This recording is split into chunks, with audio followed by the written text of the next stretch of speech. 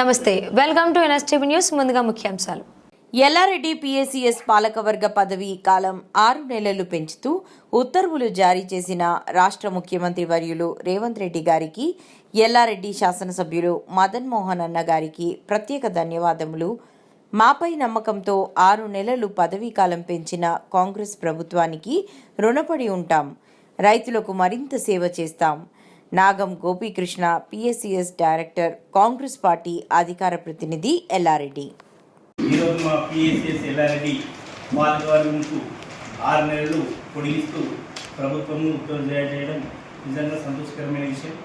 ఏ నమ్మకంతో అయితే ఈ ప్రభుత్వం మా కార్మికులను పొడిగించిందో ఖచ్చితంగా మేము రైతులకు ఇంకా సేవ చేసి పదవిని ఖచ్చితంగా మేము న్యాయం చేస్తామని, ఆ నమ్మకాన్ని వమ్ము చేయకుండా చేస్తామని గౌరవ రాష్ట్ర ముఖ్యమంత్రి గారికి మరియు స్థానిక శాసనసభ్యులకు కృతజ్ఞతలు తెలియజేస్తున్నాం.